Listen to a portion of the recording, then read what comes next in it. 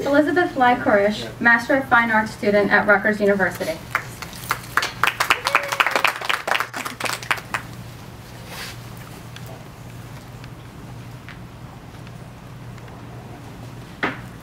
Hi everyone, this poem is called Veiled Letters. Aleph, Lam, Ra. These are the letters that will not yield. They stand like before and after the unremitting, unreturning face of time. Inscribed in uncomprehending hearts, unyielding faces, they are the traces of eternity, returning to language, overshadowing viewpoint and perspective, with higher harmony, notes from sacred spheres, intoning veiled letters, tracing an invisible journey, trace of otherness, whose sign we read but cannot know.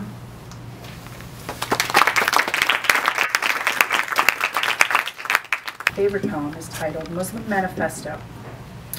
To be Muslim, we must believe in the one God, his prophets, his last prophet. We must pray, feed the poor, fast, and make sacred our pilgrimage. But this is not all. We must be clean at all times as when we come before our God. We must be modest in dress, both woman and man. Bear with me, this is very emotional for me. We must speak gently, not too loud, nor walk proudly upon this earth, for one day we will meet our God. This is the prophet's example. We must care for our parents and families. We must love our spouse and be true to her or him, and bring up our children in tender knowing of right and wrong. But this is not all. We must be honest in all of our dealings of business or home or work with Muslims and non-Muslims. It is not enough to pray and fast and read the holy book. This is not all the prophet taught, though he spent his night cloaked in prayer, and in his day he changed the world. So this is not all. We must also do good works, seek knowledge, teach, change. Change the small part that is our world. We must care for our communities. For their welfare, their health, and cleanliness, we must strive to be upright, aim high in all things, most of all in giving. Revelation must come just as it came to him. We must struggle and strive and learn the patience of his vision. To find God, we must seek the ends of self. No matter what people say or do, we must act kindly, act with patience. Our words must bring a smile, our bearing must be gentle. If we practice Islam, we will eat and drink in moderation. Bowing in prayer will keep us humble, even supple. Our fasting will purify us inside. Our charity will make us strong. Our pilgrimage all life long will bring us peace. And all of this will make you smile. Excuse me. Will bring release from the long day's toil and night's care, will make you sweet in his image. And one last thing, if we truly believe, we must know he knows. There is no hiding, no deceiving, he knows. Our deepest motive, our most hidden thought, his gaze holds not only time and space, but all the depth behind your face. So our outer faith is not enough. We must be pure inside. Our deepest heart must pulse with love for our Creator and his creatures. This is the longest, hardest pilgrimage. The soul's journey to itself through sin, through the darkness, endless depth, over sea and desert sand, footsteps of archangel, voice of God to man. Our only faith is the faith that fills our words and actions in the love of sister, brother. Our only light is the light of God, no other. Thank you. For you, yes, you. May the world's harshness pass you by, and your radiance never darken. May your loneliness of us all never touch you, and your sweetness never fall from you. May your soul flower through your years, and your years flow smoothly above the rocks. May your dreams sustain you and raise you high, your goodness strengthen you, your aims shine before you in clear streams. May night never kiss you with its shadows, and sunlight never kiss your eyes. May your children follow you in loneliness. And may the God whose beauty you always sing always answer you. Marriage. Don't go from one prison to another. Your years of girlhood yoked to will of man, iron rule of father and then brother, your dream of escaping your entire clan. But look behind. Your clan reaches long years back and wider than even you can dream. And can you look ahead past all your fears to where their fingers really reach?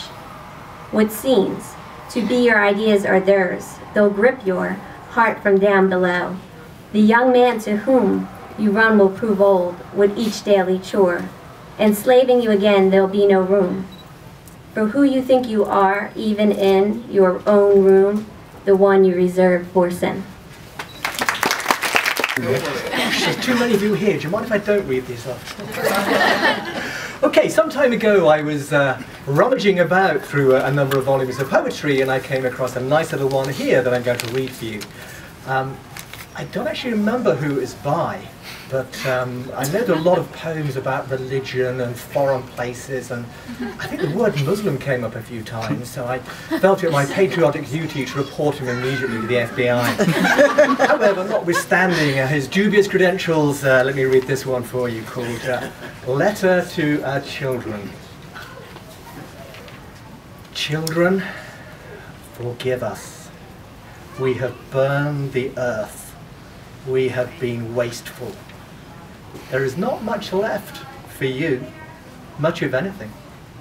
We have been aggressive, murderous, mess. The earth is torn by war, nuclear bombs and weapons still poison your soil.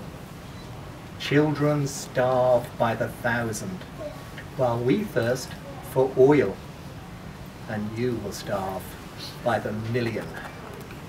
A handful of us are rich beyond measure. The rest struggle to stay alive. The world is coming back in vengeance. The sun burns, the seas rise, the flood is nearing. Every religion has shamed itself. The human has sunk beyond redemption.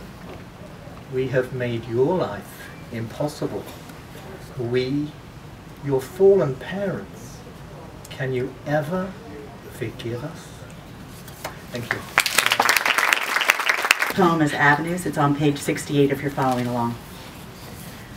Wide are the avenues leading to hell, on which we stroll, laughing to each other, each clasping his wares, unwilling to sell his dreams of now for sake of another world, no matter what we say we believe. If we truly believed that God was there, we would sell all we had without reprieve and give all to the poor without a care. But we live like kings as poor children die. We turn away from grief except in prayer. Our charity is for us to stay high above the reach of conscience, betrayer of our peace. We love our heaven here so well, we scarcely see it as the slope of hell. Time. My favorite subject, actually. The poisoned soul thinks it will live forever. It never dreams of death. But this lifespan is but one breath taken by eternity. Once gone, we can never come back, never heal the hurt we caused, never stride out from our own shadows, nor share the love we never showed, or forgive untiring moments of weakness or folly in friends, colleagues, or our own blood. We will wish to come back, we will beg to come back, for just a short while, just long enough to mend our image, complete ourselves, make whole what we should have been. But all the voices will answer from the darkness, the depths of realms beyond time. Your time is gone, forever. Your image cast forever. All the yearning of 1,000 lives will not bring you to the life you lost. You will not walk here again, hand in hand, in gardens, laughing, beneath purple skies over moonlit seas. You will not breathe again the precious air of time. Thank you. I said I read this poem, but she said on one condition, that I can't cry. So here we go. A prayer for Zia Rahman, who built a mosque in Borges with the kind help of Jews, Christians, and Buddhists. Your journey was hardly begun, now faded into deep starlight, gone from this night. Amid shouting and noise, amid screaming, you kept your poise, spoke always with gentle voice, even to those who stood loudly opposed. And now you have left your silence with us, your gentle pleading. Your smile is still with us, your dreams still needing our love. And you have left on earth the lovely symbol of your dream, of the power of faiths when they dream together. Salam, shalom, peace may be upon you, friend of all. May he in whose infinite call our journey begins and ends bring you to grace, to gardens where rivers flow beneath your feet. May he make your journey sweet.